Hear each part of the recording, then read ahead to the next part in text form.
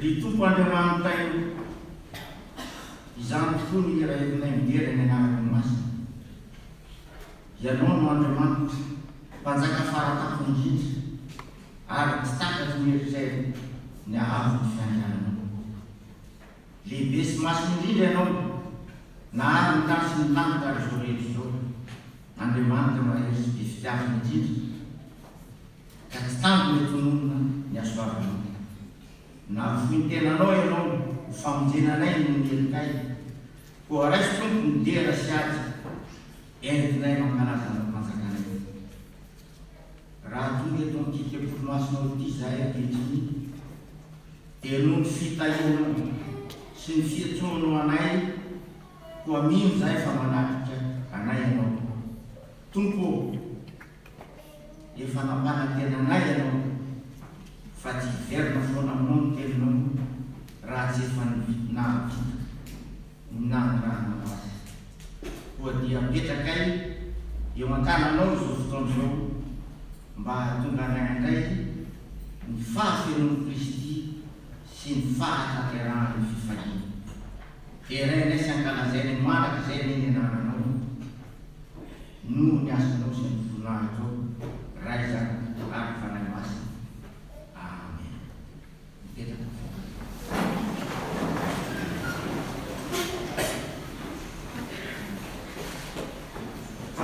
Riavana malala, efa nitsangana marina tokoa ny tongontsika ary vo niarana kalahy zany sika tsy eto. Tiantsika Andriamanitra ka mampatsiaro antsika ny fototry ny sitrapony mba hiainantsika amin'ny fahasoavana. Koa enoy ampanajana sady eritreretana ny teny manambara ny sitrapon'Andriamanitra. Efa natsoina ho amin'ny fahafahana ianareo kanefa aoka tsy hoentinareo anaraka ny nofo izany fahafahana zany fa mifanokoa amin'ny fitiavana. Fantateraka amin'ny teny iray ihany ny lalàna izao. Tiavana namanao tahaka ny tenanao. Mangahana ny fanahy dia tsy hatanteraka ny filamy nofo ianareo. Raha velona ny fanahy isika dia aoka andeha ary fanahy. Ira fahefatra ny voalohany sy faharoa ary fahefatra amin'ny Amen.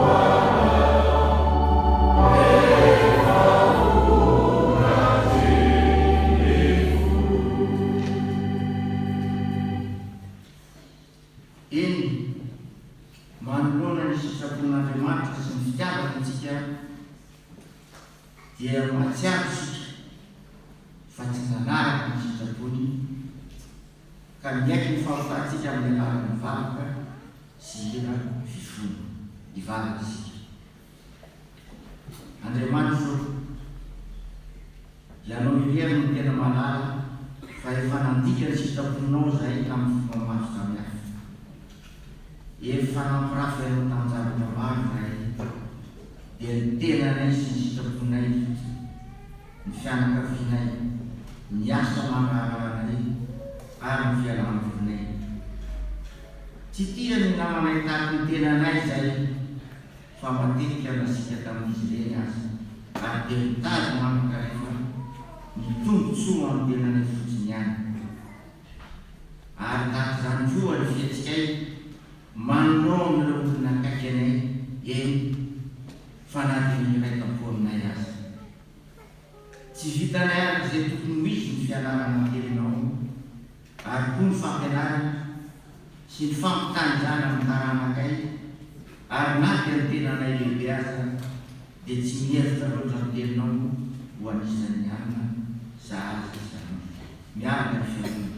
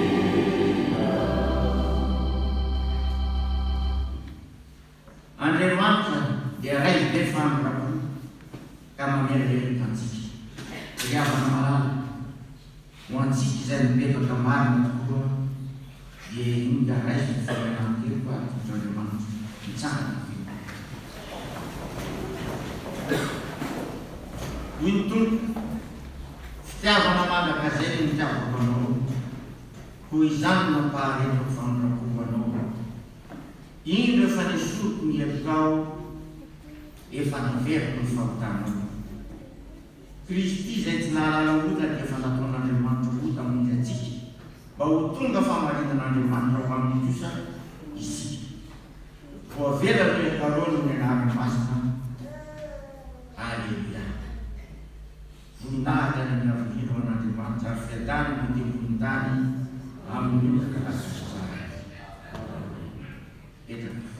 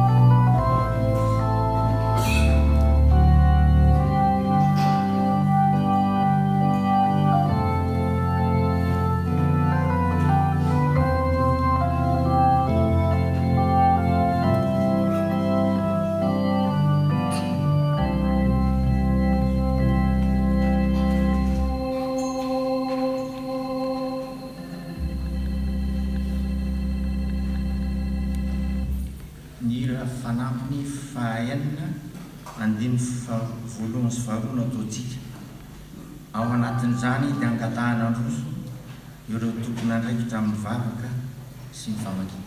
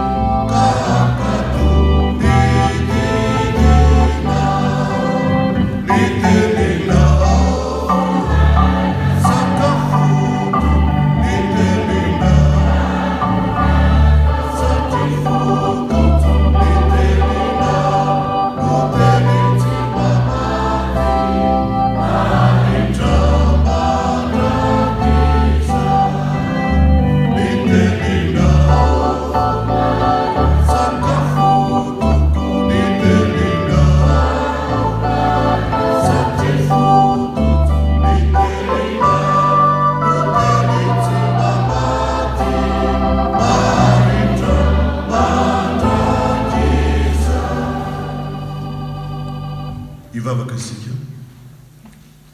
Andriamanitra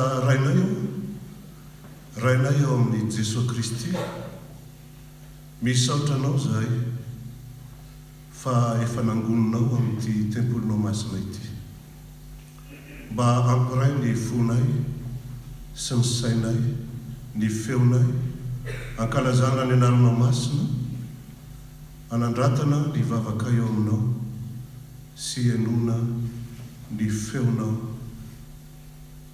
Tompo, metezy ianao hoe tafivoanay araka ny teny fikasana na mpanantenanao anay, mba hatsapahanay ny fanatrehanao.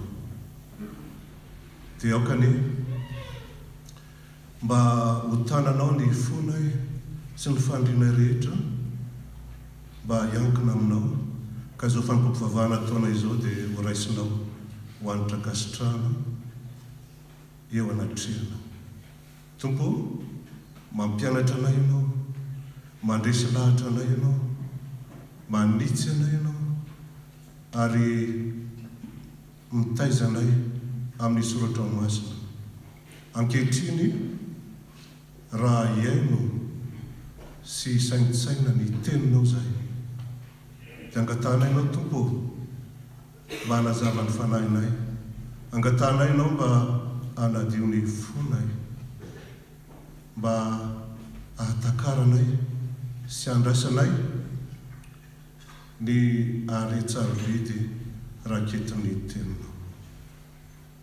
Angatanay ianao Tompo mba hanamasina ireo mpanomponao zay amaky amin'ny fiangonana ny teny masinao, mba hanao zany amin'ny fahitsiana, hanao zany amin'ny fahazavana, hanao zany amin'ny fahatsoram-po. Dia aoka ny teninao vombininao, ho tahinao koa, ka tsy hiverina aminao raha tsy efa nahatanteraka izay sitraka ao, ary ambinina amin'izay ampandehananao azy, ho fanavaozana anay, ho fampandrosoana ny fiangonana, ary indrindra ho voninahitra ao Andriamanitra ray, masina aminaran'i Jesosy Kristy tomponay. Amen.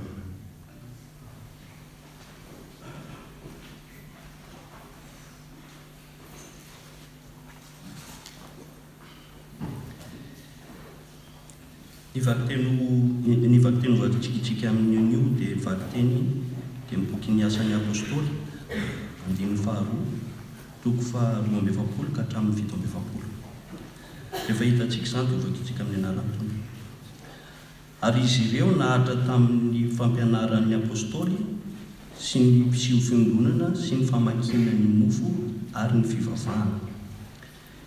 Dia raiky tahotra ny olona rehetra teo, ary ny fahagagana sy fahamantarana maro no nataon'ny apôstôly.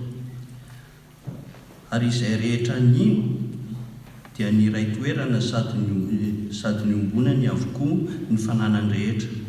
Ary namidy ny tany sy ny fananany ka nozarainy tamin'izy rehetra araka izay nilainy avy. Ary dia niray saina isan'andro izy ka nazotona keo amin'ny kianjan'ny tempoly ary namaky ny mofo tao an-trano ka nihina-kanina tamin'ny fifaliana sy ny fahajoram-po. Nideran'Andriamanitra sady nahita tafity tamin'ny vahoaka rehetra. Ary ny olombonjena dia nanampian'ny Tompo isan'andro isan'ireo.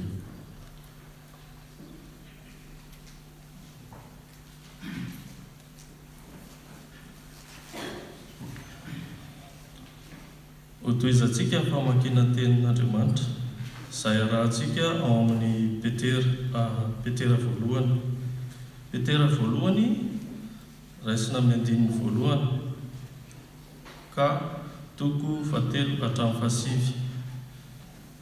Petera voalohany andininy voalohany ka toko 7 hatramin'ny 7 izay vakitsika amin'ny anaran'Andriamanitra.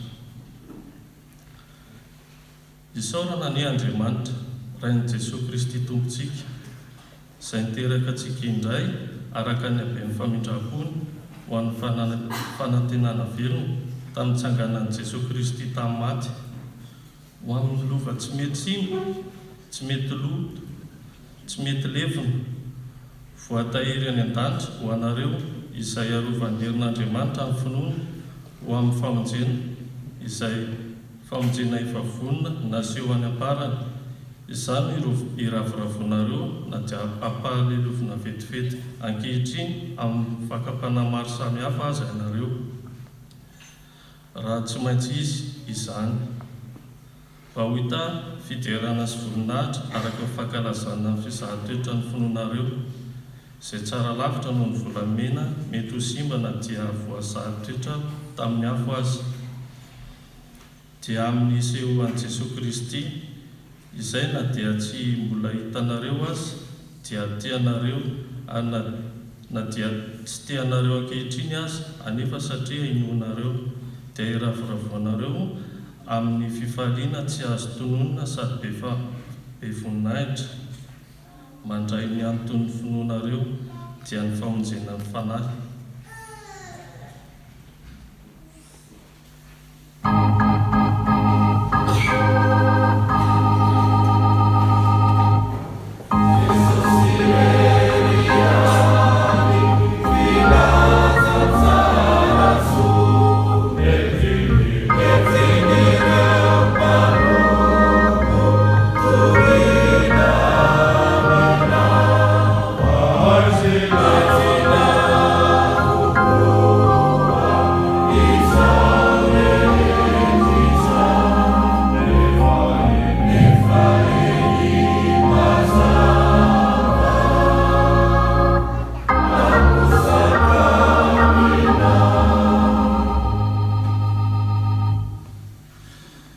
Filazantsara ny Jaona toko 20 andininy 7 amby folo ka hatramin'ny 1 amby 30.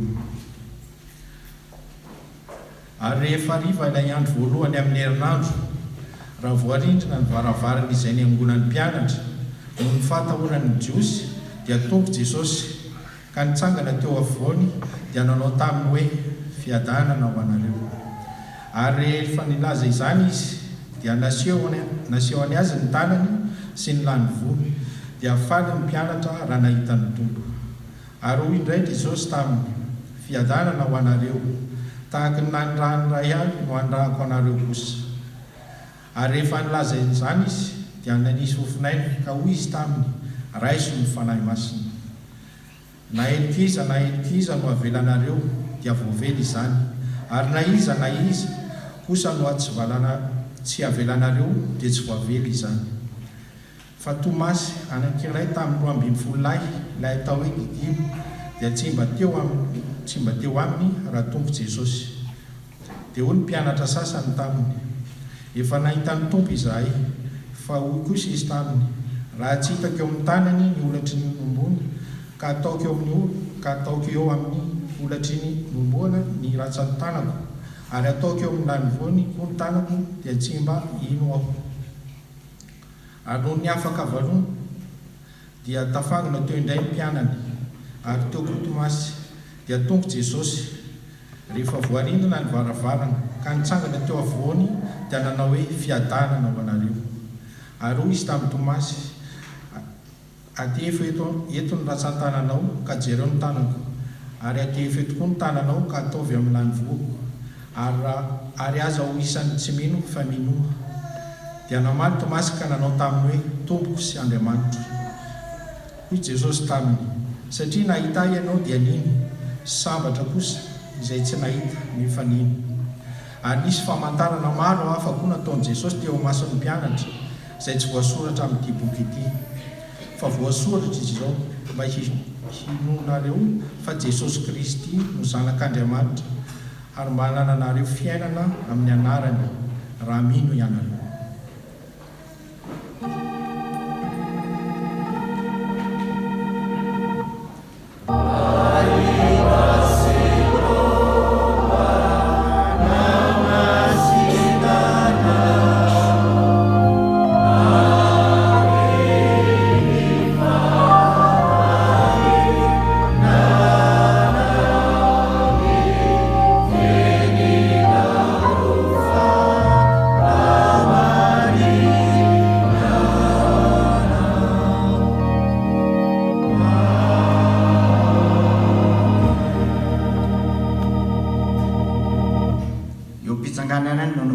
Ny hira 700 ka ny voalohany sy faefatra ary fahadimy.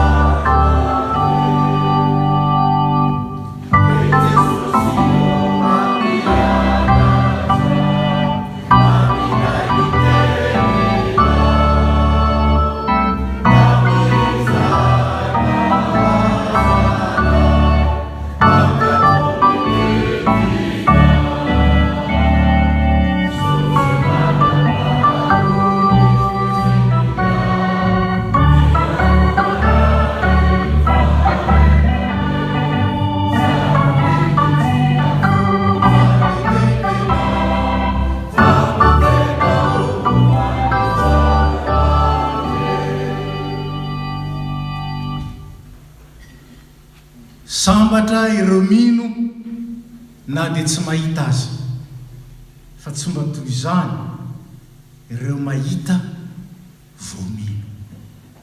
Ny fanahy mason'Andriamanitra ne hitaridalana antsika ao amin'ny fahasambarana avy any ambony. Amen. Mipetraka isika.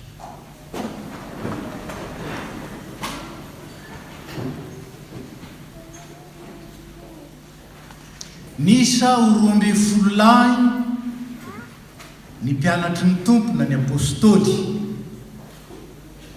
ary azo lazaina fa samy nanana ny toetrany, samy nanana izay na izy azy.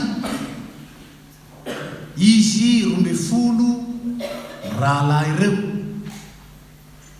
Fambarany mpandinika koa fa izy 12 rahalahy ireo dia maneho ny toetrantsika ao anaty ao. Tsy hoe izaho tahaka ny Jaona, ianao tahaka ny Jakoba, na itsy tahaka ny Tomasy.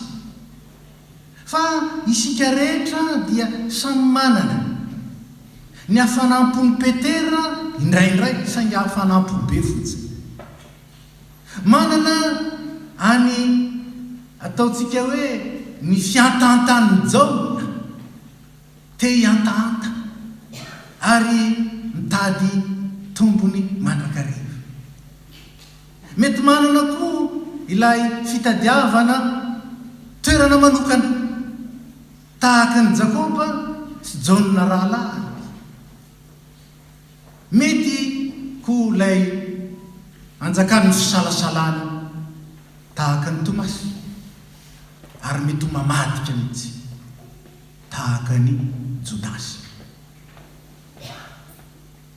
Izay hodinitsika androany dia toetra iray izay mety ao anatin'ny mpianatry ny tompo, ao anatin'ny kristiana, ao anatiko sy ao anatinao, dia ny finoana miorina amin'ny tamaso.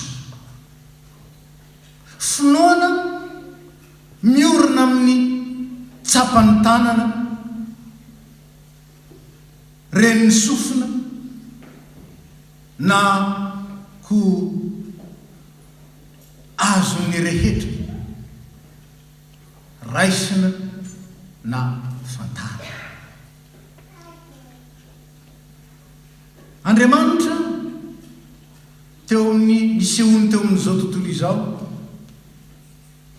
dia naniraka mpaminana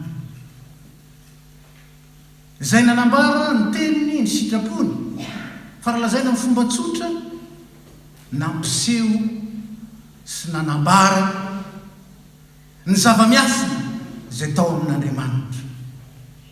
Zany natao ny mpaminany, tsy nianona tamin'ny filazana ny zava-misy, fa mampiseho izay miafina mihitsy, ary indrindraindrindra mampiariary amin'ny alalan'ny teny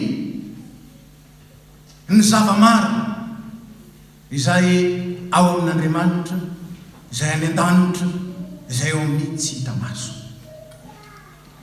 Ary arak'izany reny mpaminany reny rehefa tonga dia indraindray asain'Andriamanitra maneho zavatra hita maso, antsointsika hoe famantarana, signe, izay tsy inona fa fampisehoana amin'ny fomba hita maso ny zavatra izay miafina ao amin'Andriamanitra, mba azahoan'ny olona mino zany, mba azahoan'ny olona mahazo antoka fa tena marina izay ambaran'Andriamanitra ny amin'ny tenany, izay ambaran'Andriamanitra ny amin'ny fanjakany, izay ambaran'Andriamanitra ny amin'ny miafina tsy hitan'ny mason'izao tontolo izao. Dia naneho famantarana zava-mahagaga, fahagagana, famantarana. Nanao izany ny mpaminany, nalaza tamin'ireny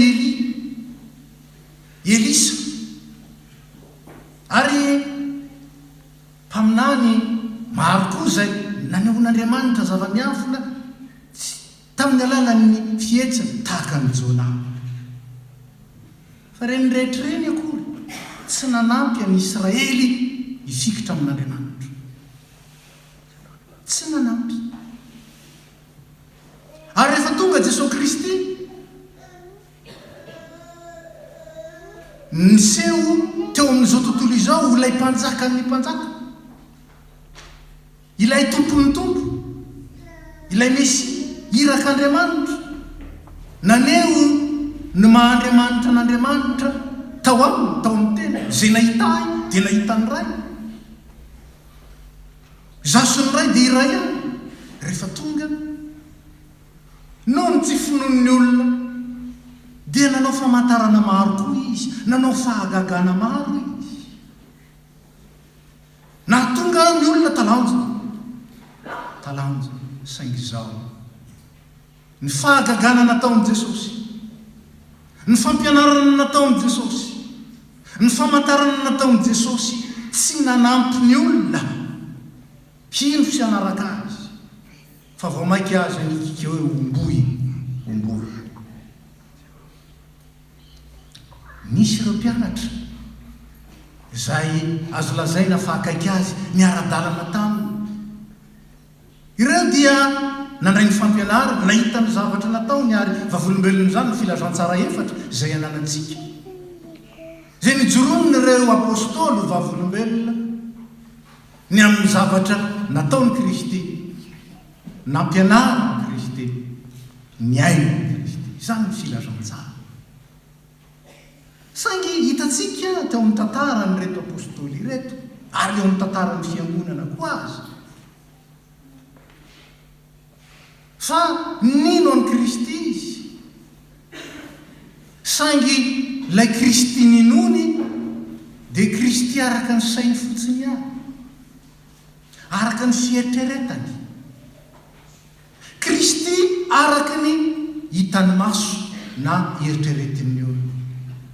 Na tonga ny anjely teny mafy reto vehivavy izay nino azy koa, saingy ny finoany any Jesosy Kristy maty. Dia hoy ny anjely hoe nahoana natao maty nitadiavanareo ny velona? Tsy ato izy efa nitsangana. Lazaina amin'ny fomba hafa. Nahoana ianareo ny mino Kristy maty? Nahoana ianareo ny mitady Kristy maty? Kristy velona tadiavana. Kristy nitsangana tamin'ny maty tadiavana. Eto dia Tomasy noendrika iray amin'izany finoana izay toa miorina tsara ary nanaraka ny Kristy hatramin'ny farany. Tomasy saingy ny finoany dia mbola finoana an'ilay Kristy maty. Raha tsy hitako eo amin'ny tanany olona sy nomboana, ataoko amin'ny olatra ny nomboana ny ratsan-tanako, ataoko amin'ny lany voko ny tanako, zany hoe ny tanany ny tokony. Ty tanako tia ity ny tokiko, ka rehefa voatsapany ty dia ekeko inoko. Ka raha tsy zany tsy mba ino aho. Enjana ange zany, tsy mba ino aho, raha tsy hinako, raha tsy tsapako, tsy ino aho. Rehefa tonga Jesosy Kristy dia nasainy ny tsapao ary ampiasao le tananao. Tsapao ny lany voko, tsapao le nombony, atefo eto ny tananao. Dia ahoana ny tompo? Aza ho isan'izay tsy mino fa minoana. Ambaran'ny tompo eto zany fa ity démarche-ny Tomasy ty dia démarche-ny olona mino ihany, fa tsy ilay mino tanteraka. Mino fa tsy mino felo. Ary fika kristianina dia ohatr' izany ihany renray. Ny finoantsika dia miankina amin'izay mahatery antsika sy everitsika ho lehibe amin'ny fiainana. Jesosy Kristy io zava-dehibe antsika zany hoe velona mandrakizay any an-danitra. dia zay le Kristy nontsika mintervenira fotsiny ametraka any an-danitra rehefa mba tonga ny fotoana ialako eto. Hanika rehefa taomina mba hananaka ny Kristy andraso aloha e, andraso ho avy eo ihany dia mangatakandro. Ilay Kristy izay arahantsika dia indraindray le Kristy araka ny fieritreretantsika. Ary zany navonjiosy satria mesina rasany mesy amin'ny fomba fijerina mpitondra firenena, mesy amin'ny fomba fijeriny mpitaritafika. Zany no mesina rasany. Kanjo ty Kristy ty sady tsy mpanjaka ny firenena, tsy avy amin'izao tontolo izao, no tsy mpitaritafika araky ny lalàna miaramila.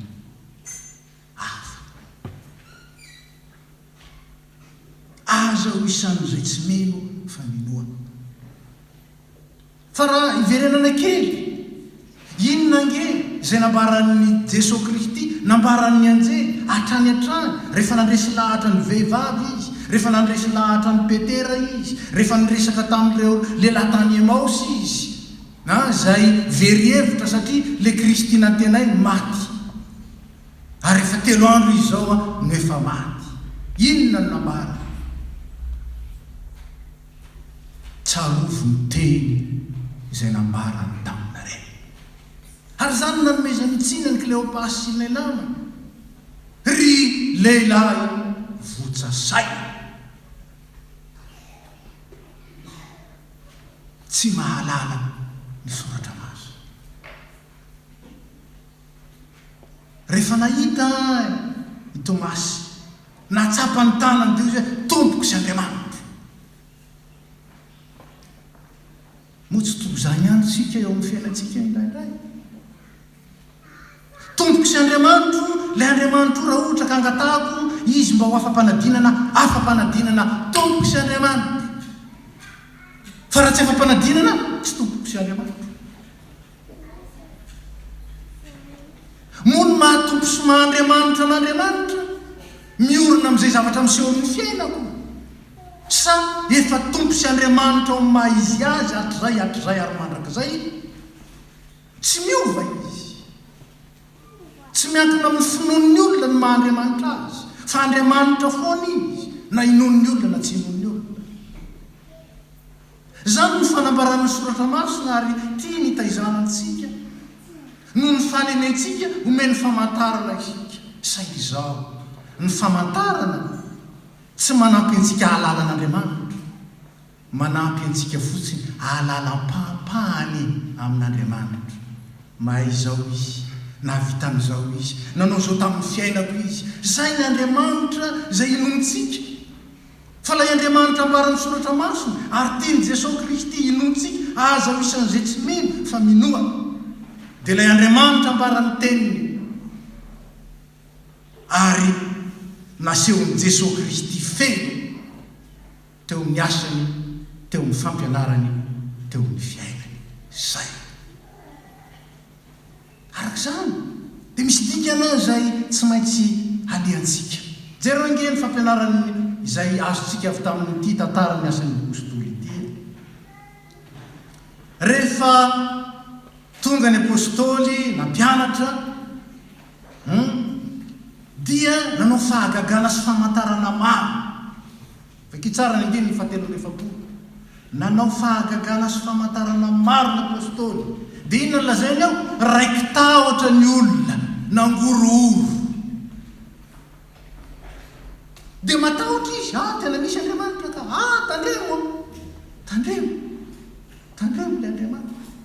Fa saingy Andriamanitra mampiororo, Andriamanitra mampitahotra, Andriamanitra izay tsy tiana kory aza ifampikasokasoana maharitra. Ohatran'izay nge hanika so ihany fa ny am-piangonana ihany avy eo namana, fa raha isan'andro angambo izy miaraka amiko asa zay anjoa. Endriny eo dolodolo ny zavatra teneniko, hitany eo dolo ny zavatra ataoko, hitany dolo ny lalana lehako, ny fisainako rehetrarehetra fa mampatahotra. Hanika manjary finoana ao anaty tahotra, ny finoana. Andriamanitra. Ny finoana n'ilay Jesosy zay mety tsara hanika tsy tiako ny miaraka amin'ny fony. Ary fa mba miaraka aminy dia mba mivaky kely ny fanitra, vaky kely ny fiatsika, ny fiteny, mboarina tsara rehefa miaraka aminy. Fa akoatr'izay ahako alao ihany aloha mba andeha amin'izao finoana izay miorona mitahatra hanika tsy manafaka. Fa marany kosa fa izay rehetra nino dia ny ray toerana ka dia nazoto teo kianja amin'ny tempoly namaky ny nofo tao an-trano ninan-kanina tamin'ny fifaliana sy ny fahatsoram-po. Zany ny vokatry ny finoana, mitondra fifaliana, mitondra fahatsoram-po, mitondra firavoravoana. Finoana miorina amin'inona? Finoana miorina amin'ny firaisana amin'Andriamanitra miara-dalana. Manahoana ny tisy ny tiana ny miara-mandeha? Nahoana ny tisy ny tiana ny tafaray? Ambaran'iratsika nge zany. Manarotra ihany manao parenthèse. Fotoana izay ankalazana ny jobilin'ny fanambadiana izao. Fatatsika ny fototra iorenan'ny fanambadiana kristianina. Ny fanambadiana kristianina dia ijorono vavolombelon'ny fitiavan'ny Kristy ny fiangonana. Zany no heviny. Zany no mahatonga ny fanambadiana entina any am-piangonana fa tsy atao any amin'ny hôtely. Tsy any atao fitaovam-pivavahana. Rehefa maninona tsy matao e. Sasany tonga dia any amin'ilay salle de fête ny tonga dia ho atao. Mifamatotra ny fiainam-piangonana sy ny fiainam-panambadiana kristiana. Mifamatotra sy ny fanazava ireo. Hanika tsy atao maimaika na atao fotsiny tahaka izao izy. Fa fitoriana sy fanambarana finoana lalina izany. Vois comment Jésus aime. Zany ange ny fanambadiana kristiana. Ka amin'izao jobilin'ny fanambadiana izao dia tsara ihany ny mampahatsiaro zany. Nahoana ny fiangonana no miravoravo miaraka amin'ny mpivady na hatratra 5, 10, misy 50 ao. Fahitako sady fa hitehaka be nareo. Ary tehaka izay milaza fakasitrana izany. Fifaliana miaraka amin'Andriamanitra. Satria ny fanambadiana izay maneho ny fitiavan'ny Kristy ny fiangonana dia maneho firaisana maharitra mandrakizay. Sy teny any nge lambana koa faty misy rany. Sy teny fa tokony tsarona mandrakariva izany. Fa tsy araka ny fomba n'izao tontolo izao. Tsy hoe rehefa tiako ny vadiko dia ilaiko ny miaraka misaotra ny Jesosy fa tiako ny vadiko. Ary rehefa tsy tiako izy dia ahoana? Manaona rehefa tsy tiako izy? Miverina amin'ny Jesosy. Inona ary no afatra lehibe ho antsika amin'izao tenin'Andriamanitra izao? Ny afatra lehibe ho antsika dia ity. Anisan'izay hitsapantsika ny tena finoana dia ny fifaliana sy ny firavoravoana ary ny fahasambarana tsapantsika amin'ny finoana ny tenin'Andriamanitra, amin'ny fitiavana ny tenin'Andriamanitra, amin'ny fitiavana ny fanatrehana. Zany nge tsika nge reto hoe mino an'i Kristy, mino ny fanatrehana. Na aiza ny ongonan'olona telo dia fovoany indro zaho momba anareo mandrakariva ambara-pahatonga ny fahataperan'izao tontolo izao. Tsy mandeha irery ianao fa miaraka aminao, manjoy miaraka aminao. Accompagné dikany hoe momba anareo. Je vous accompagne jusqu'à la fin du monde. Finoana zany ny finoana miaraka amin'ny Jesosy. Mino ny asa, tanteraka taminy ny asa. Lazaintsika tamin'ny Paka hoe ny asan'i Jesosy nanombo ny otako teo amin'ny azo fijaliana. Tsy mikirazorazo eo tsony aho fa manjary fanevako ny azo fijaliana. Satria io nentin'ny tompo nanala ny fiampangana. Tsy misy mahazo miampanga intsony satria ny azo fijalian'i Kristy nefa nanala noso nanakosoko ny fiampangana. ary inona ny asan'ny Kristy tamin'ny fananganana anankiray zay mitarika aho amin'ny fiainam-baovao. Noho izany tsy niotaintsonona raha na ezahako amarino. Betsaka ny kristianina manamarina ota. Eny zanky anao zany kanefa tsy hitatsinina efa naresy ny ota Jesosy Kristy ka nitsangana tamin'ny maty. Noho izany isika koa afaka mandresy ny ota miaraka aminy. Dia zany ny edintsika, zany ny aditsika isanandro, zany ny ezantsika indrindratsika manaraka ny 29 iaina ny atao hoe itika ny toe-panahy. Tsy averiko indray zany mba ho zavatra ao anaty zany, fa tsy fombafomba fotsiny na zavatra antely ny etika ny adidy, ka dia tsy maintsy atao fotsiny dia atao ny fiatsaram-belantsika. Ry havana malala, ny asan'ny Kristy teo amin'ny fiainantsika dia asa mpanafaka. Manafaka amin'inona? Manafaka an'izay nampisaraka antsika tamin'Andriamanitra. Inona zany? Ny fiatsaram-belantsika. Manao tombokotomboko kanefa tsy inona tsy manao sitrapo. Manao hoe ray kanefa tsy manatsy. Manao hoe kristianina kanefa tsy inona tsisy an'i Kristy ao amin'ny fiainana, tsy tian'i Kristy. Ary izany indrindra no itaomana ny filazantsaransika. Taonan'i Jesosy aza mba misy an'izay tsy mino fa mino. Ahoana zany finoana izany? Zany finoana izany dia ny fahatokinan'Andriamanitra. Maro dia nyresahana zany. Ny resaka momba ny andry iorenan'ny protestantisme isika. Dia ao anatin'izany ny finoana irery ihany. Sola fide.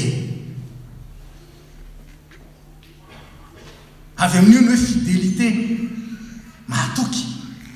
Ary midikany hoe mahatoky dia mahatoky foana. Efa niraisiko teto ilay ohatra anankiray amin'ny fahatokisana. Misy olona mahatoky fa matokitoky kely. Supposeo ange fa ity stylo-ko ty 1 million ny vidiny. Doré izy ty ary tena lafo vidy be. Tsisy atao amin'izao tontolo izao angambany zany hoe or na 72 carat. Fa atao hoe 72 carat zany. Lafo be. Confieko aminao ty. Confiance ve confier. Mipetrako aminao ty.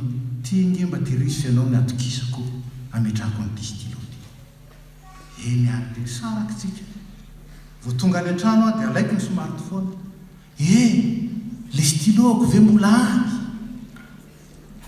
Dia miandry ianao hoe mbola aty. Dia mitony ianao.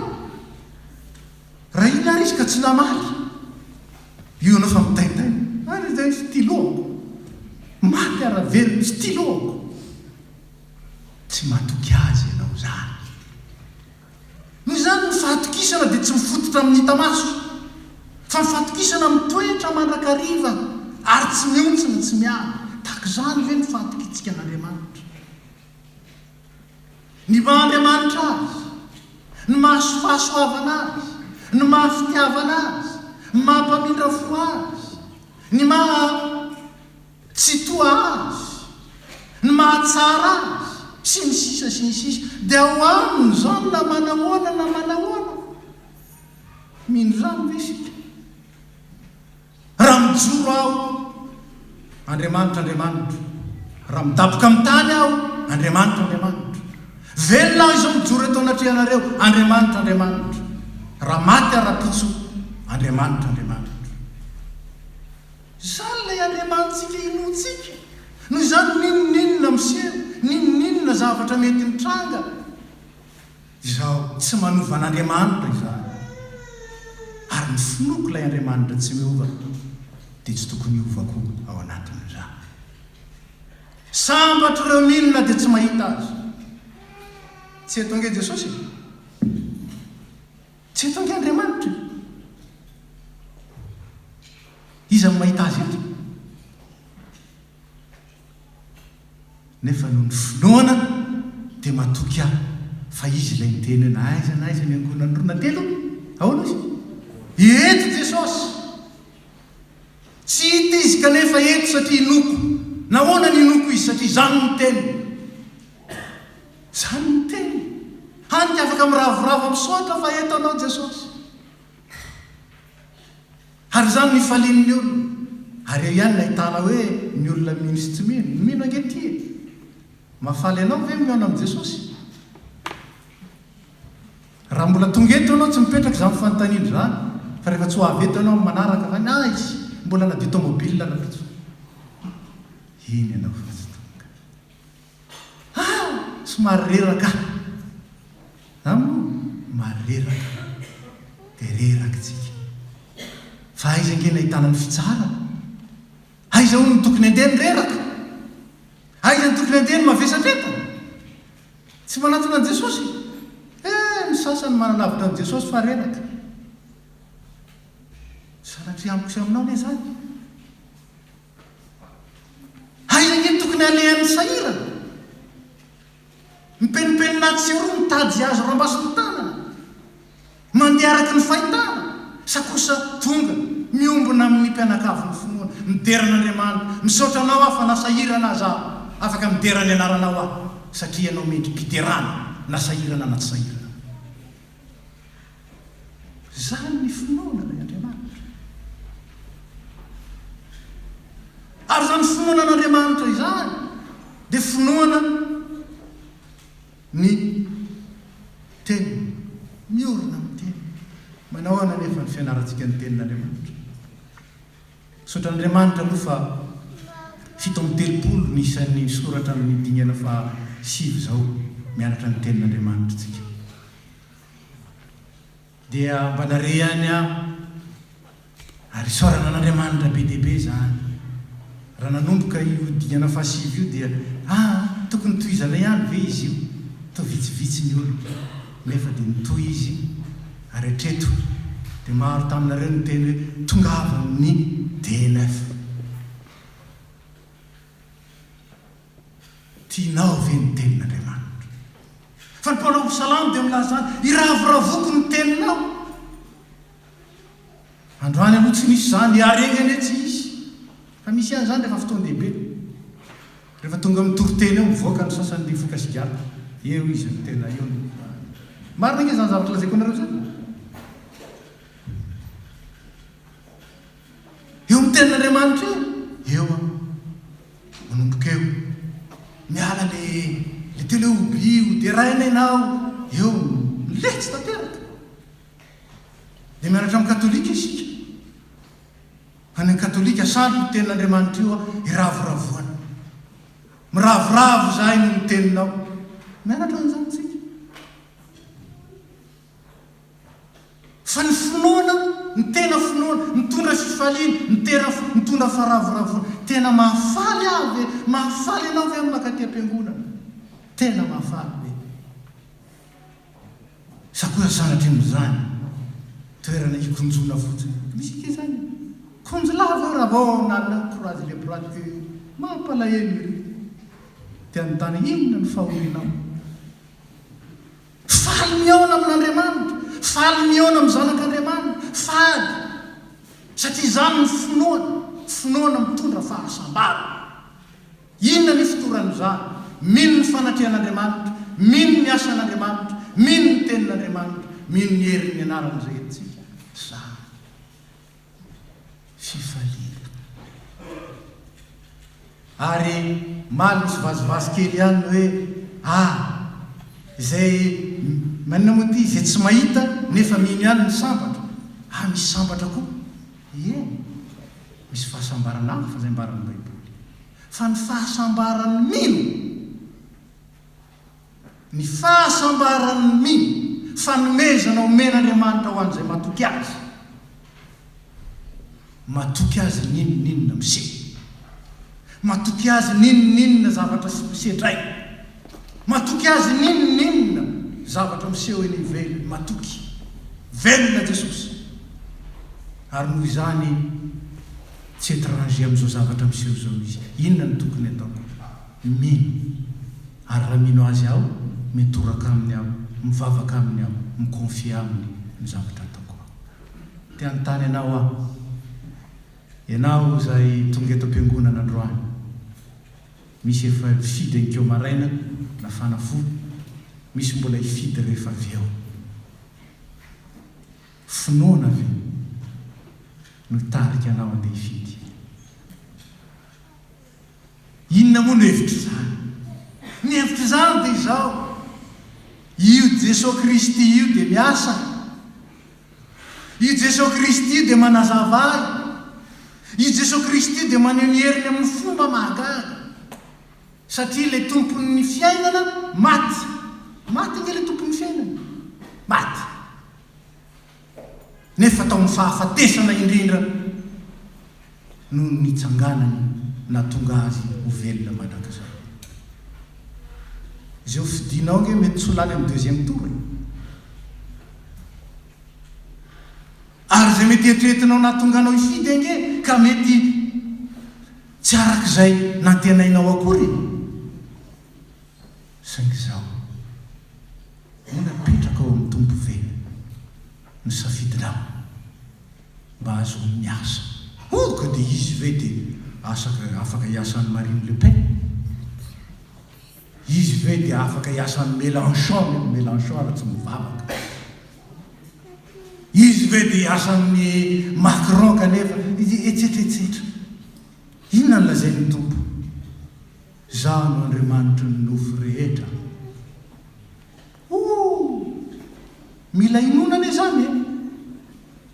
Izy no Andriamanitra ny nofo rehetra, na manahora na manahona ny zavatra miseho, niza no lany eo. Izy no Andriamanitra ny nofo rehetra, ary zany ny finoana mitondra fahatoniana, mitondra fahasambarana. Satria nahoana? Satria miasa Andriamanitra, ny zavatra rehetra miara-miasa ahasoa zay tian'Andriamanitra. Sy nantany any iza ny fidinao, niza ny fidinao. Zao ihany no tsara zay voafidy ao dia azon'Andriamanitra ampiasaina ahasoa zay rehetra tia azy. Fa tia azy ve zany sady tsy tia? Ary zany fitiavana ny Kristy zany no mamelona fahatoniana ao anaty. Qu'est-ce qu'on va devenir demain si un tel sera élu? Notre devenir, c'est entre les mains de Dieu. Ary zay ihany. Niza voafidy eo izao ao am-pelatanan'Andriamanitra. Point barre. Sambatra ireo minina dia tsy mahita azy. Tsy mba toy izany ireo mahita vomino. Mety amelona mety nity ampanakaiky anao an'Andriamanitra ihany ny finonao ny famantarana, ny zava-mahagaga, ny asa taony eo amin'ny fiainanao. Satria manao izany izy e. Tianeny antsika, tianeny anao e. Tsy avelany amin'izao anao hiasany ihany. Fa moa ve mitomba amin'ny finoana sy mifatokiana azy ao anatin'izany? Sa kosa vao nahazo androany dia hoe ka le anina ndraiky tsy zay dia manova. Raha misy manome zavatra ho anao kinga amin'ny teny hoe ampio fa tsy ampy, dia tsy mahita fifaliana amin'izay miraisiko androany satria no ilaiko rapitso ndray ay ahoana indray zany. Dia rehefa prometeny ny rapitso ahoana indray ny raha fakapitso, dia tsy mahita fahasambarana. Fa sambatra ireo minina dia tsy mahita azy satria mahazo antoka izy. Fa ampy ho an'ny andro ny ratsy miseho aminy, fa nataoko mihoatra no nitsitsina ianareo. Ary na dia Solomona aza tsy nitafitahako ny voninkazo kanefa ianareo dia nataoko sarobidy noho ny voninkazo. Ry havana malala, sotran'Andriamanitra isika fa avela ny tombo. Ary zany ny vokatry ny Pasika eo amin'ny fiainantsika. Raha nitsangana tamin'ny maty ny tompo dia tiany nampitaina tamintsika ny hoe aza mandeha araka izay hita. Ary zany nambarany Paoly, tsika tsy mandeha amin'ny fahitana fa amin'ny finoana. Ary noho izany ino izay ambaran'Andriamanitra na hitanao na tsy hitanao, ino izay ambaran'ny tenin'Andriamanitra na efa niexperimentenao na tsy niexperimentenao. Ary zao ny tenin'Andriamanitra, tsy misy tsy tanteraka izay rehetra nambaran'Andriamanitra. Tsy misy tsy ho tanteraka. Filazantsara ny lioko miverina indroa zany, tsy misy tsy ho tanteraka. Ka nahoana zaho sy ianao no mbola eritreritra zany ve dia ho vita? Tsy ela korea zay nanao dinidinika tamin'ny mpivady, zany ve pastera ho vita? Dia ho zay taminy hoe tsy ianao neny ianao an'izany e. Fa ngany tompony tenanao zany ataovy dia vitanao. Fa raha mino ahy ianao ka mitoetra anatinareo ny teniko izy dia ahoana? angatao zay tianareo na inona na ina. Ainy omena, ainy atao, ary ainy tanteraha. Fa izao, aza mandeha araka ny hita. Fa isika tsy mandeha amin'ny fahitana, fa mandeha amin'ny finoana. Finoana ny tenin'Andriamanitra. Finoana ny asan'i Kristy. Finoana ny fanatrehany sy ny fiarahany amintsika. Ka tsy atahotra intsony. Mbola misy matahotra faty azao. Tsy fantatro ny sasany zany nge efa manao ny testament sady. Ho faty ara-pitso. Sambatra ianao mahafantatra ko. Fa miaraka amin'ny Jesosy ianao. Dia izao ihany, izao velona izao niteran'Andriamanitra. Isan'andro vaky izao aho misaotra an'Andriamanitra. Satria nahoana? Satria hompelan-tanany ny fiainako. Isaky manokatra ny varavarako aho mahita ny lanitra io. Dia fantatro hoe ilay ao ambony aho mahita ny androaniko ary mahatanteraka ny androaniko. Mampalahelo Tomasy, mampalahelo aho satria matetika ambolotra ny Tomasy. Tsy mino raha tsy mahita. Aza misy an'izay tsy mino fa mino. Fa sambatra izay rehetra tsy nahita nefa nino. Fa tsy mahazo zany fahasambarana zany kosa. Ireo miandry hita vao mino. Tsy ho zany izany, tsy ho ianao an'izany. Ary amin'izao alahady ny Selika izao, ny lehilahy natao lohan'ny fianakaviana. Ny lehilahy natao vavolombelona izany. Ho lehilahy tia ny miaraka amin'ny tompo. Tia ny fitompom-bavahana. Tia ny miaraka amin'ny mpianakavin'ny finoana. Lehilahy tsy mandao ny fiaraha-mivavaka ary mitaona amin'ny namana mba hiara-mivavaka amin'ny andron'ny tompo. Satria izany ny andrasany antsika isan-kalahady, isan-kalahady. Ho zany ane zasy ianao. Satria matoky fa Jesosy Kristy miasa ary mitantana isan'andro isan'andro. Tsy ny ataonao anie, tsy mifanampianao ny efornao nge ny asambatra ny tokantranonao io e. Fa hoana ny lazain'ny mpanao salama, sambatra ny lehilahy izay matahotra an'Andriamanitra. Fa ambinina tokoa ianao. Ary ny zanakao dia tahaka ny zanak'oloka ao anatiny. Sany toy izany ny tahela ny lehilahy izay matahotra an'Andriamanitra. Azo antoka ny tokantranony.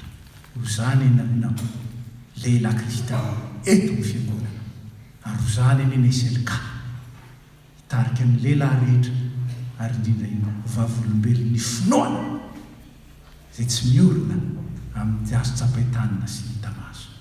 Fa miorina kosa amin'ilay tsy tamaso nefa maheva ny zavatra rehetra ary mahatanteraka mihoatra noho izay ntsika eritreretina nangatana alaka ny hery izay ny asa ato anatintsika ho Paoly apôstôly. Raiso ny fitahiana. Ho aminareo rehetra ny fahasoavan'i Jesosy Kristy ny fitiavan'Andriamanitra ray ary ny firaisana amin'ny fanahy masina. Mba ampitombo ny fitiavanareo an'i Jesosy Kristy sy Andriamanitra raintsika. Ka hisehony eo anatrehanareo isan'andro isan'andro. Satria na dia tsy hitanareo azy izy dia tianareo. Ary na dia tsy hitanareo ankehitriny azy izy satria inonareo dia iravoravonareo amin'ny fifaliana tsy azo tononona sady be voninahitra. Mifalia mandrakariva amin'ny tomponao fa velona izy ary manaraha azy. Ino ny teny tanterao ny sitrapony dia ho tanteraka aminao ny teny fikasana rehetra fa matoky ilay ny teny anao sy ny antso anao ho amin'ny voninahiny manak'izay. Jesosy Kristy no anarany. Amen. Petraka isika.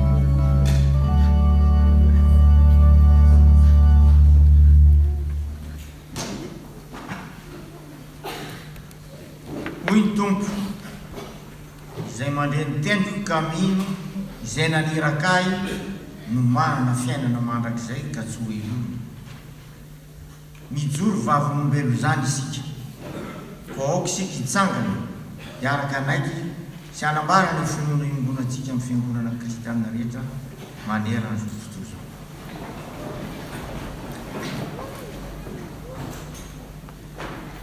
mino an'Andriamanitra ratsy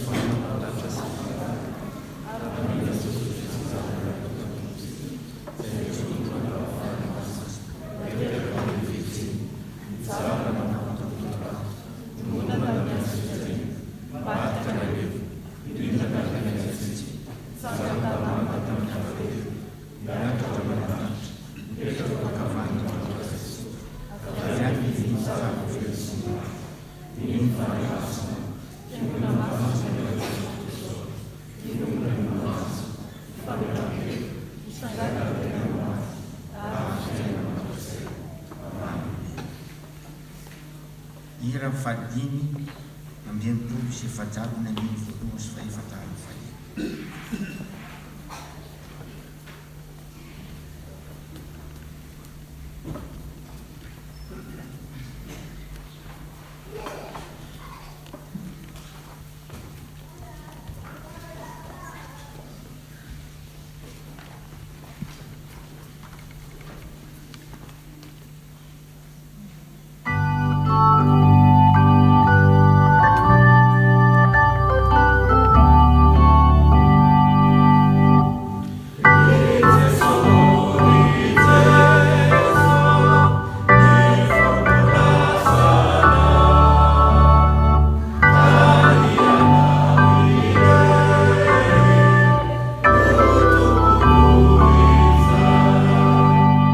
Simana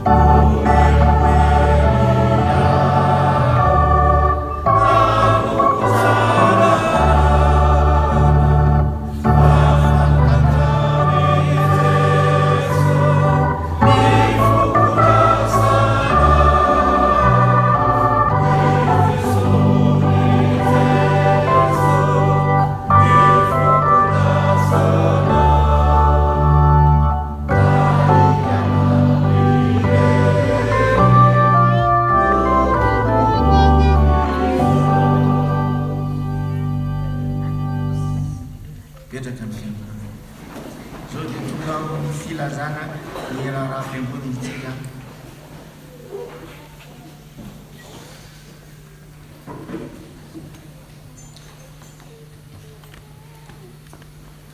dia mbola faly miaravantsika amin'ny anaran'ny mpitandrina sy ny komiteny FPMA Toulouse miara-pamanokana ireo vahiny izay mandalo eto amin'ny tafo toy izao indray ny vaovao azo ambaramintsika anio vaovao avy amin'ny nasionaly taratasy fisaorana noho ny rencontre nationale ny Tily ho an'ny mpitandrina ny tafo rehetra ary ny vahoakan'ny FPMA manontolo ho amin'ny mpikambana rehetra eto amin'ny Tily France ireo rehetra nandalo fanabeazana Tily na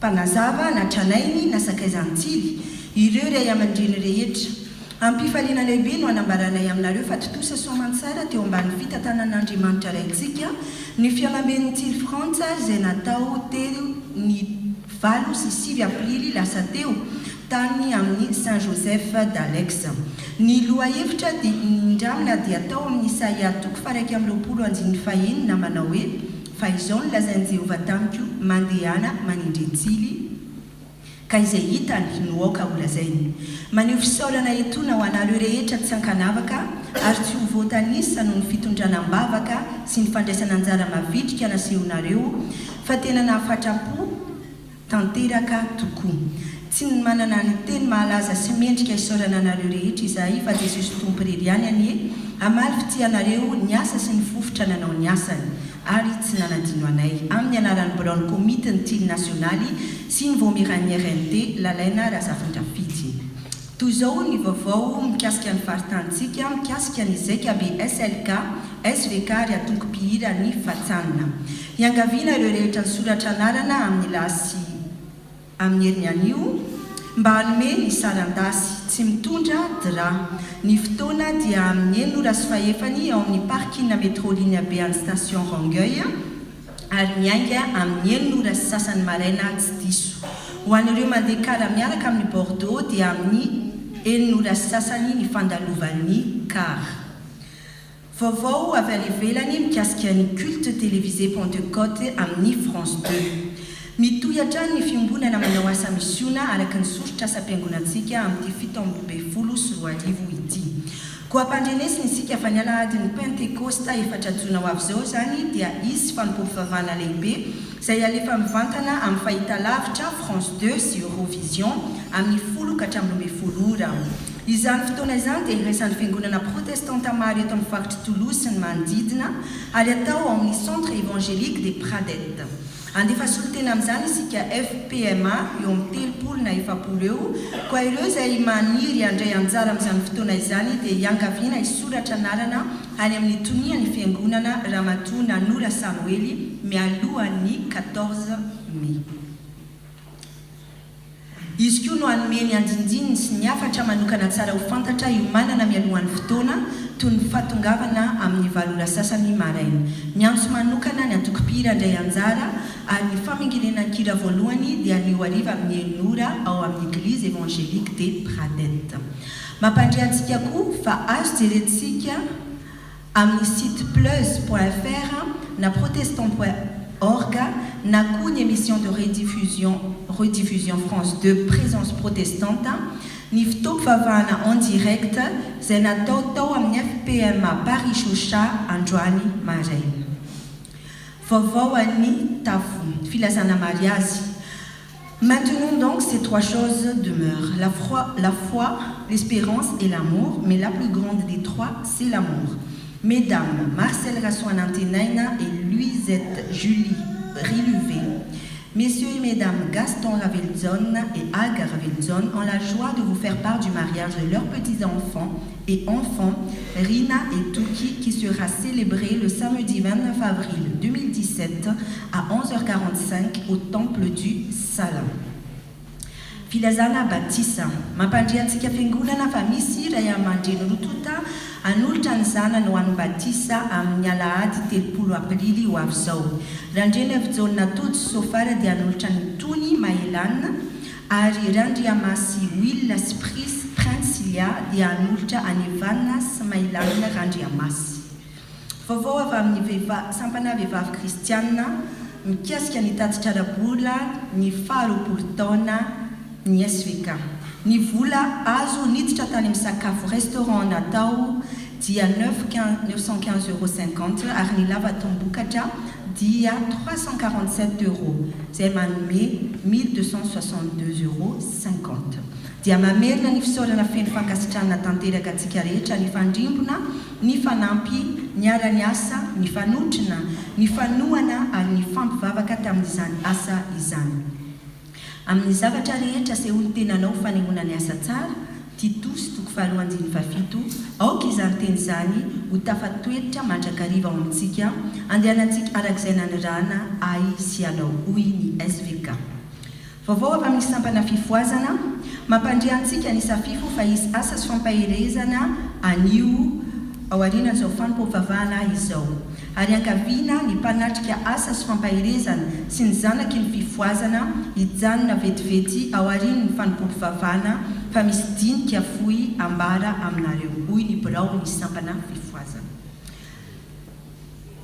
Vaovao avy amin'ny SLK ho toy izao fankalazana ny sataona SLK izao dia manasa antsika izy ireo andray anjara amin'ny vokatra ny karakarainy eo am-piravana.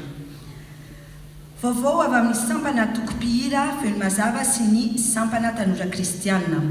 La STK de la FPM à Toulouse et la chorale feno mazava sont heureux de vous annoncer leur unité dans la louange du Seigneur. Selon le verset des psaumes 146, 2, je louerai l'Éternel mon Dieu tant que je vivrai. Le premier concert ST Chorale aura lieu le samedi 20 mai 2017 à 20h au Vieux Temple. Afin d'aider aux œuvres des saints et aux activités de la FPM à Toulouse, une participation aux frais de 10 € pour les plus de 12 ans a été fixée. Celle des enfants de 4 à 11 ans est de 8 €. Et comme les places sont limitées, nous remercions d'avance les parents d'enfants de moins de 4 ans de les asseoir confortablement sur leurs genoux. Les billets seront mis en vente à partir de la semaine prochaine. Fitsinjarana ny vala. Mbola sainam-pitiavana isika riavana hijery ny vala misy ny anarantsika tsirairay avy araka ny hitantsika teo am-pidirana.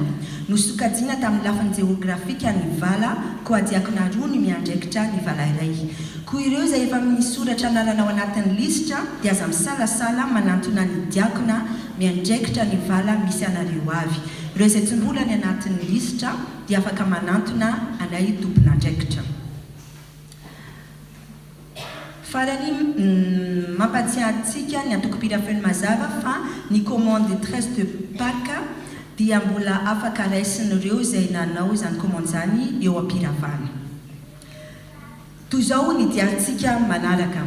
Ny fanompoam-pavahana rehetra manomboka amin'ny heriny anio hatramin'ny farany volana May dia ho tanterahina ato amin'ny Vieux Temple avokoa amin'ny 10 sasany maraina.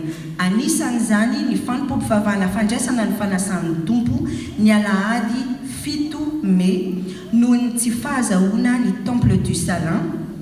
Noho ny antony manokana dia misy séance d'enregistrement ny chorale ny conservatoire. Ny fanadiovana ny trano anio dia anjarany atokopira feno mazava ary mampiomana antsika mpiangona rehetra mba handray anjara amin'ny fanadiovana ny trano fiangonana sy ny birao fiangonana amin'ny alahady heriny anio.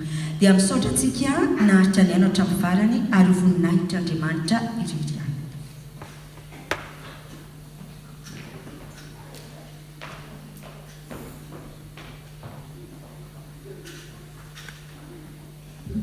Fanaontsika miaraba ireo vahiny izay sendra mandalo na vao tonga monina eto Tolozy ka raha misy amintsika avy any amin'ny tanàna hafa vao tonga eto miaraka mivavaka amina ety angatana mba hitsangana arabaina sy tsofondrano amin'ny anaran'i Kristy. Tsy misy.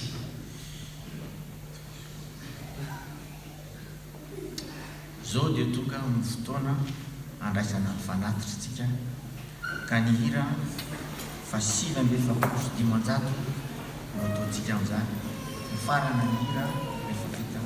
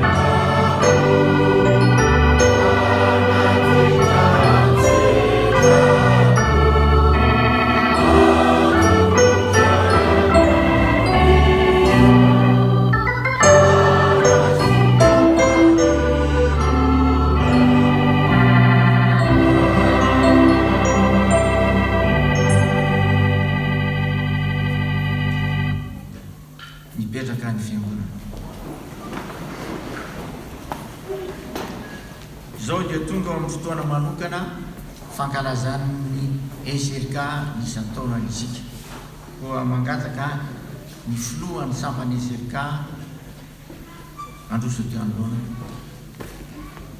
miaraka amin'ny mpitanana sy ny filohan'ny tafa.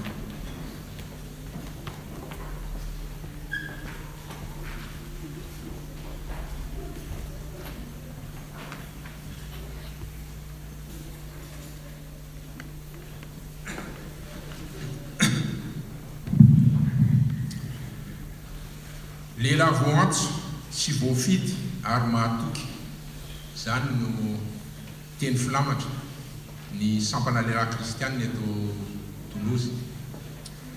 Raha tsy aivina vitsivitsy ny amin'ny tarimarika vitsivitsy nareo mikasika ny sampana lehilahy kristianina dia raiky amby folo taona amin'izao no nanorenana azy amin'ity taona ity, ary misy 20 eo ny mpikambana amin'ny ankehitriny nahazo mpikambana raitsika tamin'ity taona ity dia isorana lehibe zany.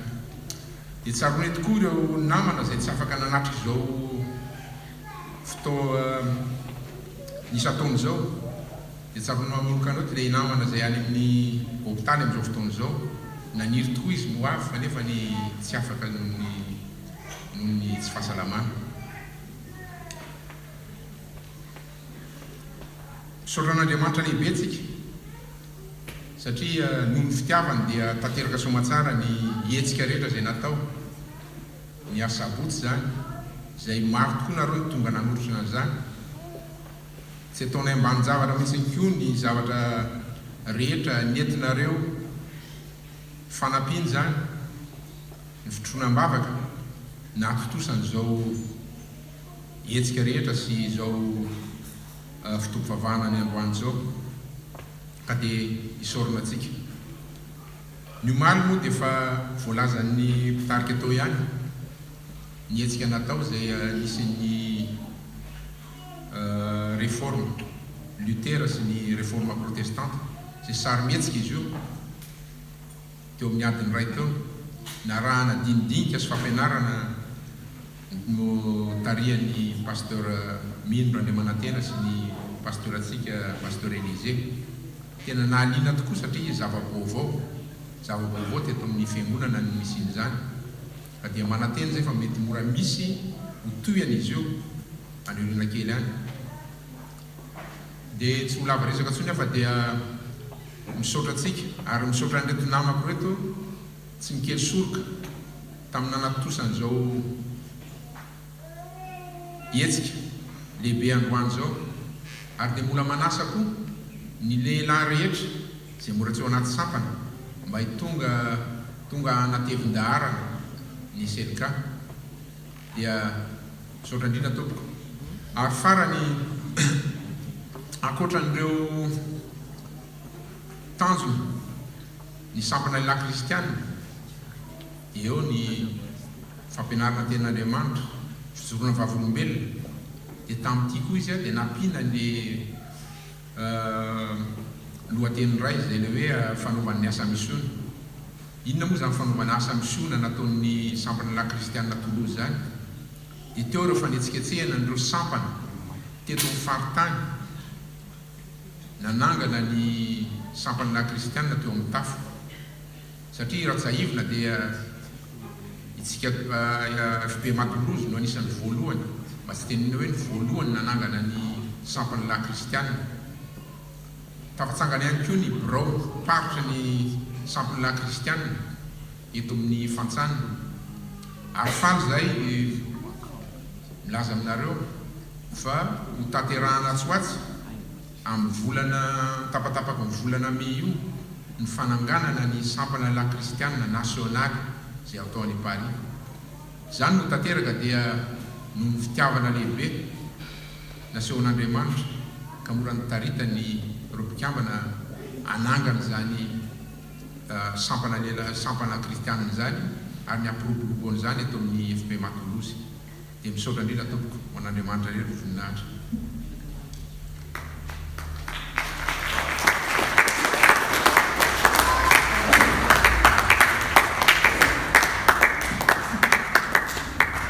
faly miarahaba ny sampana lehilahy kristianina amin'izao isan-taona amin'izao a teny folomonja ihany satria efa betsaka ny voateny teo amin'ny toriteny ny lehilahy dia nametrahan'Andriamanitra ny raikitra lehibe olohan'ny fianakaviana mety efa raingary zany amin'izao andro moderne zao fa fototra izany eo amin'ny fandaminan'Andriamanitra sy ny planin'Andriamanitra ho amin'ny fiainany zanak'olombelona ary indrindra ny fiainan'ny fiangonana. Ny lehilahy no loha noho izany izy no mitarika. Ny lehilahy no loha zany hoe izy no mampijoro manangana. Ary ao amin'izany mahaloha azy zany tahaka ny Kristy dia modely koa ny lehilahy mifanetretena sy ny fanompoana satria hoy ny tompo hoe izaho tsy tonga ny zanak'olona tsy tonga mba ho tompoana fa manompo loha manompo lehibe mihetry zany ny modely tiany Jesosy Kristy hiainantsika hanehoana amin'izao tontolo izao fa hafa le Andriamanitsika ary ny planiny dia planina hafa nefa mahatoky tanteraka Jesosy Kristy teo amin'ny fiainany izany. Ka mampahery anareo lehilahy kristianina mijoro vavolombelona zany mijoro ho lehilahy masina. Inona le lehilahy masina? Lehilahy mitafy toetra manokana, lehilahy manana misiona manokana, lehilahy mijoro amin'ny fiantsoana azy ary mahery hatramin'ny farany. Fiteny malagasy hoe mijoro amin'ny mahalehilahy ary everika fa azo raisina koa izany hijorony SLK ho tena sampana maneho any Kristy loha ary maneho any Kristy ilay nahatanteraka ny zavatra rehetra. Dia mirary zay ny atosan'ireo fikendry ireo asa izay napetraky ny fiangonana ary napetraky ny tompo aminareo ary mbola maniry ny ahatonga ny lehilahy rehetra eto amin'ny fiangonana anatevi-daharana ny sampana mba iarana mitombo amin'ny finoana, iarana mitombo amin'ny fandoran-tena ary iarana mitombo amin'ny misiona. Dia mampahery anareo zay amin'ny anaran'ny tompo.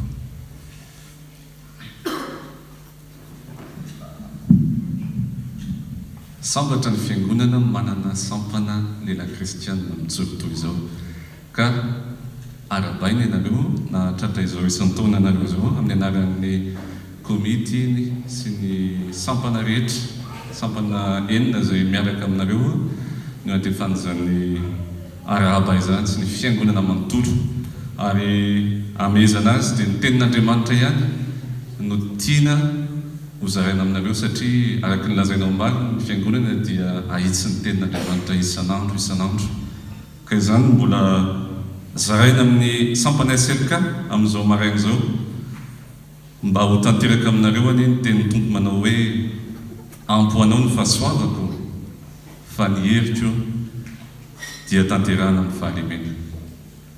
Ny lehilahy dia efa miteny hoe lehilahy dia hery tanjaka andry zava-dehibe zany ampo amin'ny tompo ny fahasoavana nomeny anao isan'andro fa mandehana amin'izao herinao izao ary izy araka aminao lalandava ary andresy foana ianao ho an'ny tompo ny voninahitra.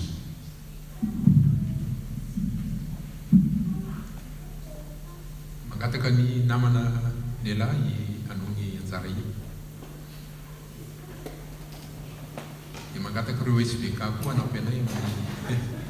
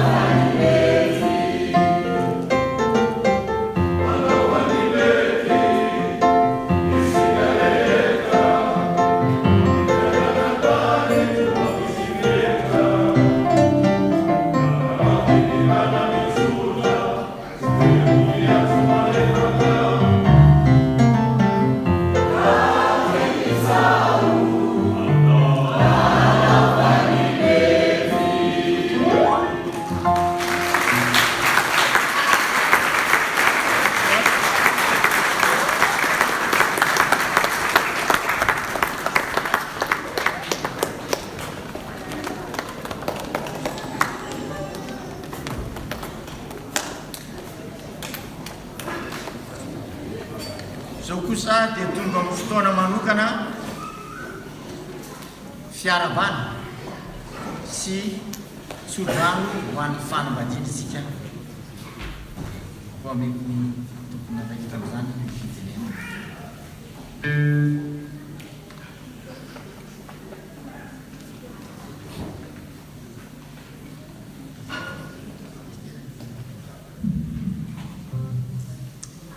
Anisany izay azo lazaina hoe manamarika ny isataona ny SLK ny fizarana sertifika ho an'ireo fanambadiana naharitra 10, 20, 20, 20 ary ny sisa zava-dehibe zany.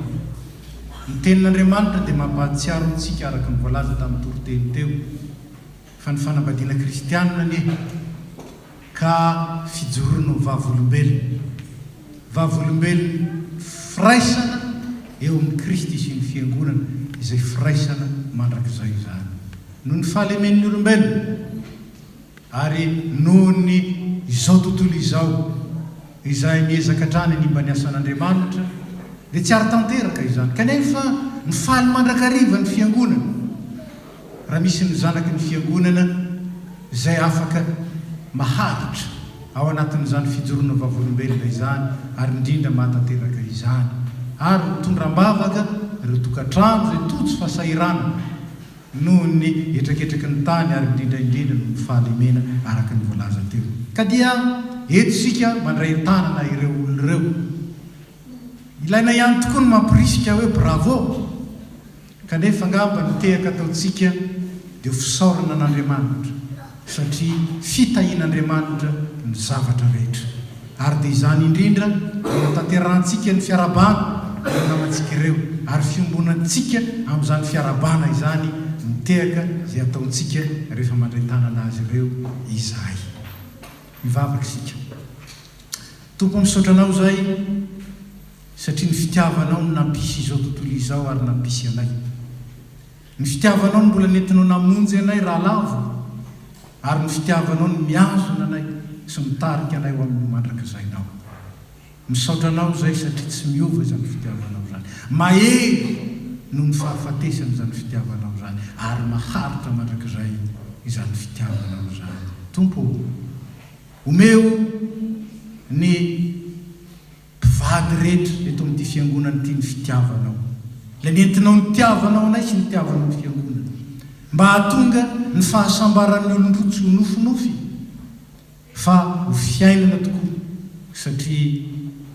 fahasoavana no entinao mitantana ny olona matoky anao dia hiarahaba ireo tokantrano ireo zahay fa mametraka kosa ny tokantrano rehetra eo am-pelantananao ho tananao azoninao hahajoro tsara ary indrindraindrindra afaka hitory sy hanambahana fa ny fitiavanao no ambony indrindra ary ny fitiavanao maharitra mandrakizay dia amin'aratsaon'i Kristy ilay fanempitiavana ambony indrindra nasehoana tao amin'izao tontolo izao saotra ray amen.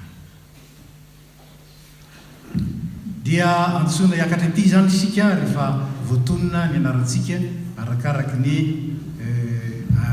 faela zany ka manomboka any amin'ny zandriny indrindra isika ary dia mitoy hatrany amin'ny lehibe fanambadiana zay naharitra 5 taona reka lazaina ty taona ity zany ny faha 5 taonany Rakotoariny Razaka Naly sy Anja.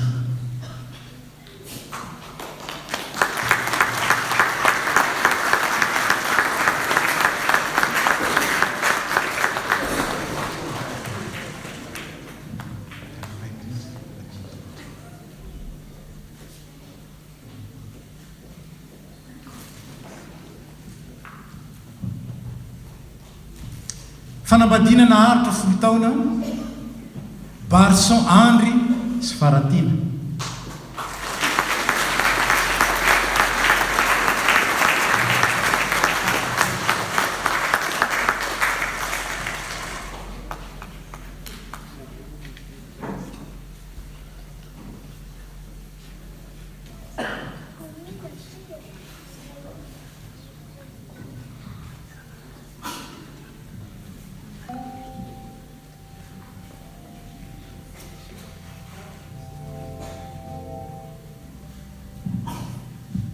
folo taona ihany raha velomanana maholy sy ravaka.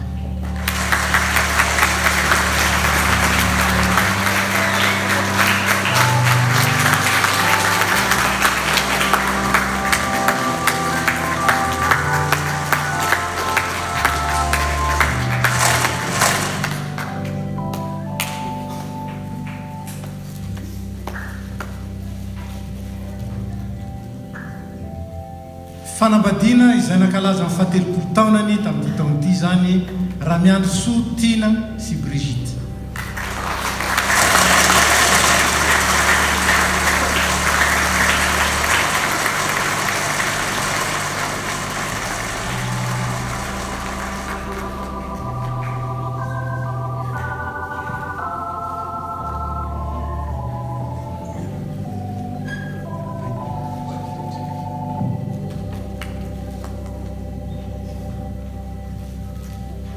Dimy amin'ny telopolo taona Razafy Manana Robin sy Viviane.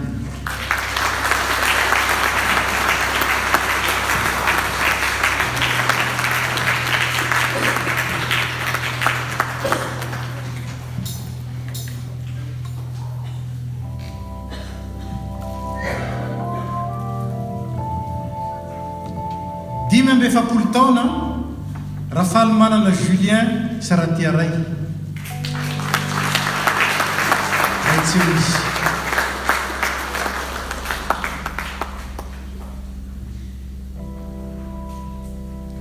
Dimampolo taona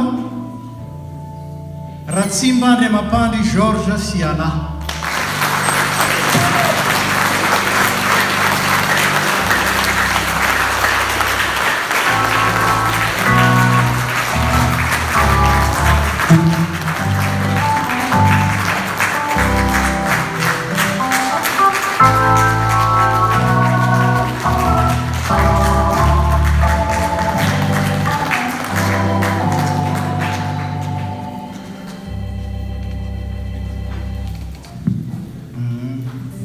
Misy anankiray ty tsy teo izy tamin'ny herintaona ka defa dia omena amin'ity dimampolo taona koa zany Andrembololona Germain sy Daniel.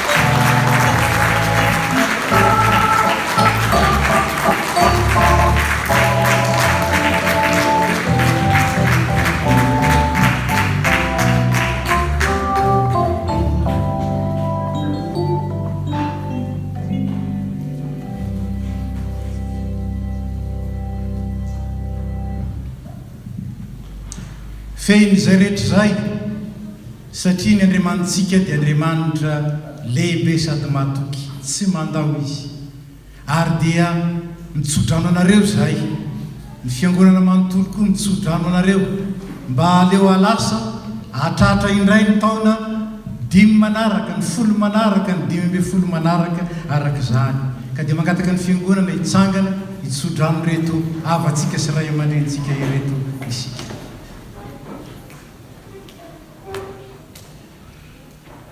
Mitsodrano anareo amin'ny anaran'ny tompo zay ary mitsodrano ny tokantrano anareo. Hitay anareo any ny tompo ka hiaro anareo.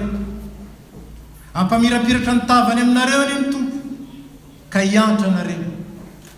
Anandratra ny tavany aminareo any ny tompo ka hanome anareo sy adanana mandrakariva eo amin'ny tokantrano anareo sy eo amin'izay toerana misy anareo ary atonga ny fitiavanareo sy ny fifankatiavanareo mba voninahitra Andriamanitra ray Jesosy Kristy le niantsontsika ho amin'ny fanjakana mandrakizay ao amin'ny tompo. Matoky le miantso anareo.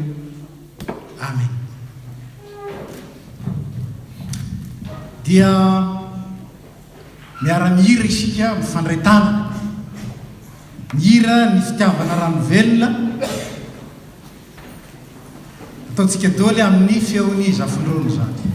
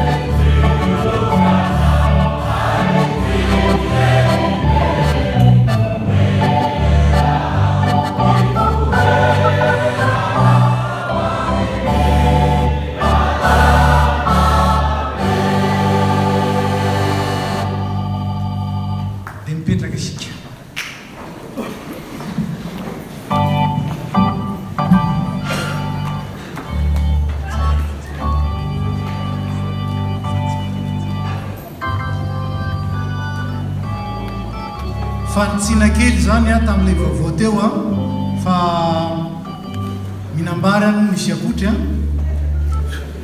lay asa sy fampaherezana dia amin'ny herin'ny androany no tanterahana amin'ny alahady fahatelopolo ny volana izao amin'ny herin'ny androany aorinan'ny fanompompivavahana no atao ny asa sy fampaherezana mitondra-bavaka an'izany asa zany isika.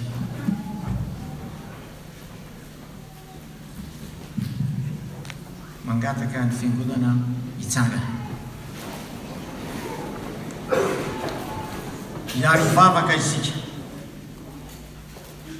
Tompo Andriamanitra io misaotra anao zahay noho ny teny masonao sy ny afatra nampitondrainao ny mpanomponao androany. Sambatra ireo mino na dia tsy mahita aza, tsy toy ireo mahita vo mino.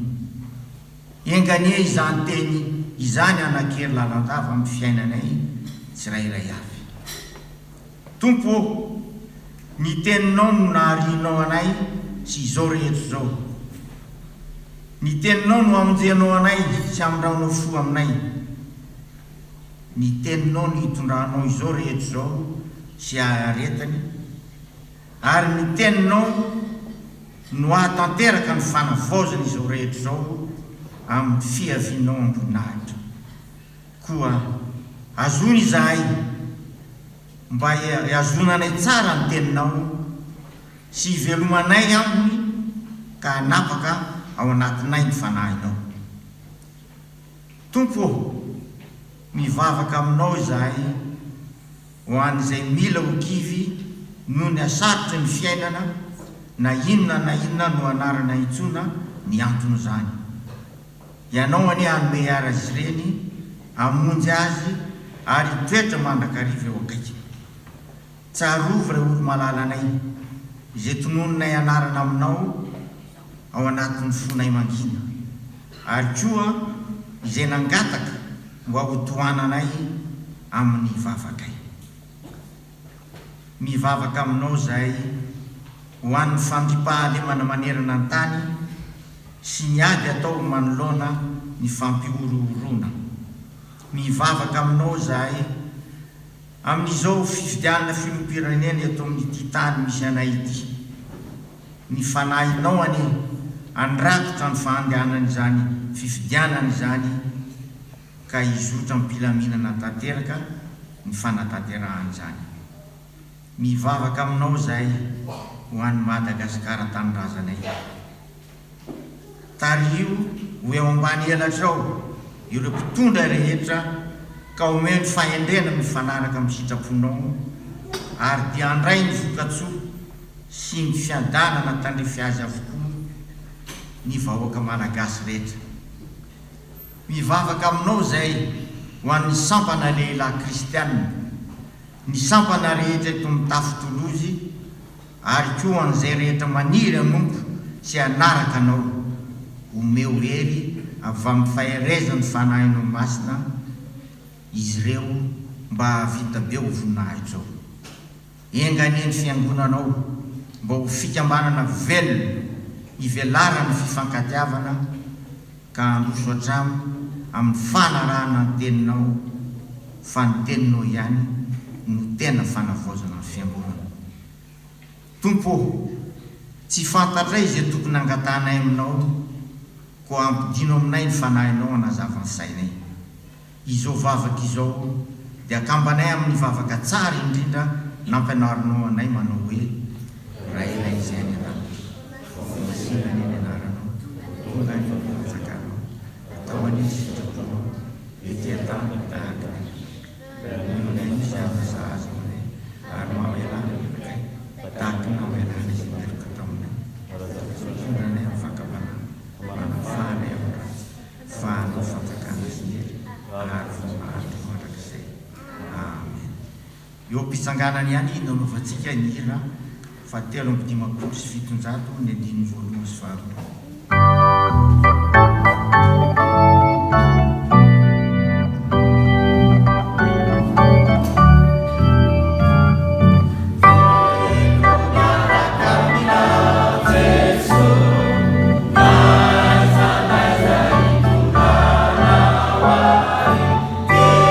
you.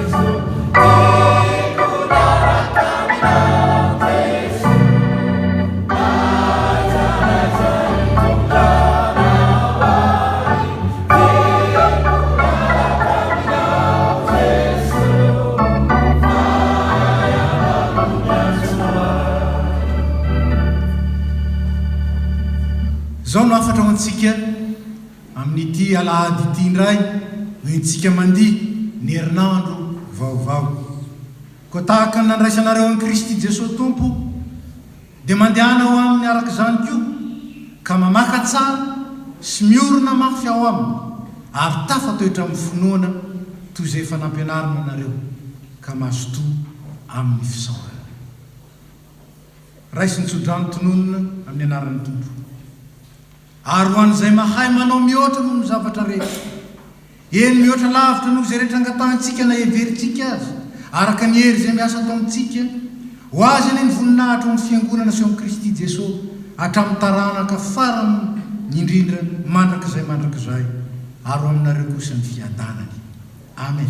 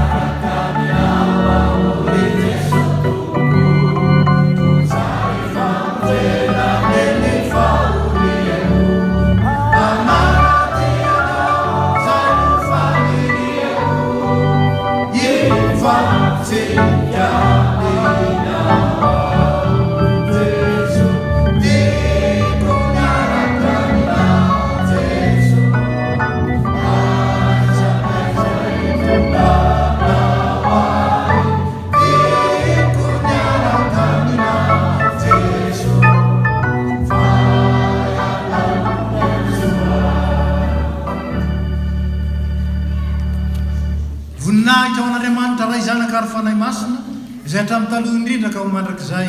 Amen. Mandehana amin'ny fiadanana ka manompo ny Tompo.